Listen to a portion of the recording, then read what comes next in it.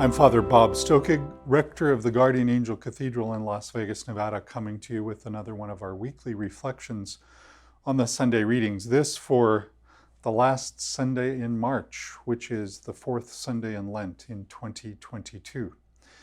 The fourth and fifth Sundays of Lent in this cycle of readings give us two great stories of God's mercy.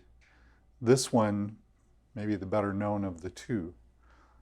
You'll recognize it when you hear the first words of this week's gospel. A man had two sons.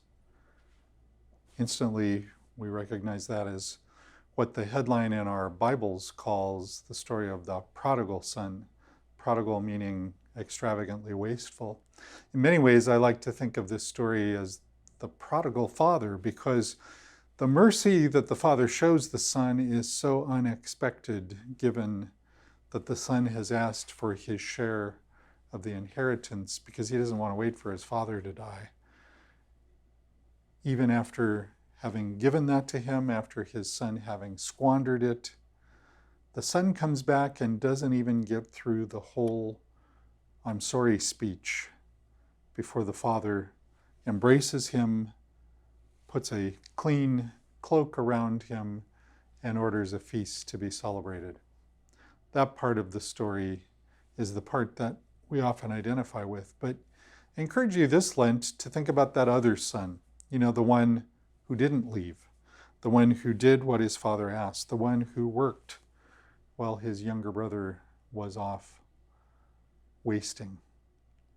That's the son who at the end of the story won't come in to the feast, even after his father pleads with him. But my son was dead and has come back to life. He was lost and is now found.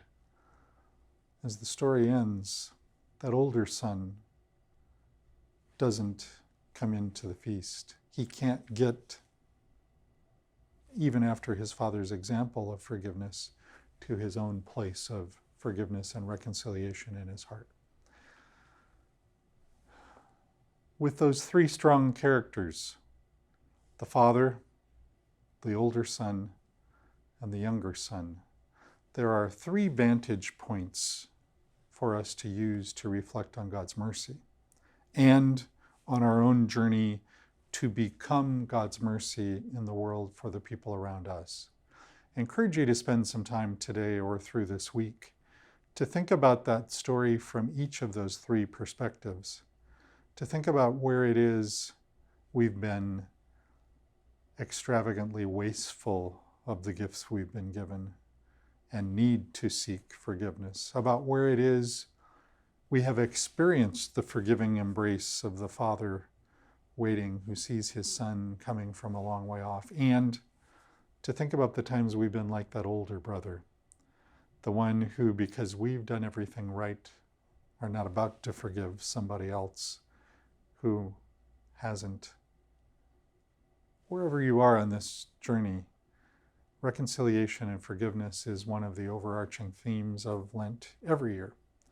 So I invite you this year to think about your own experience of God's mercy and your own ability, or where the stumbling blocks are for you to be able to be an agent of that same mercy in the world.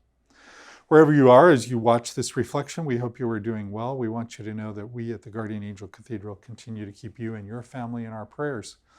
We invite you to do the same for our cathedral family until the day comes when you might join us once again here at the Guardian Angel Cathedral in Las Vegas.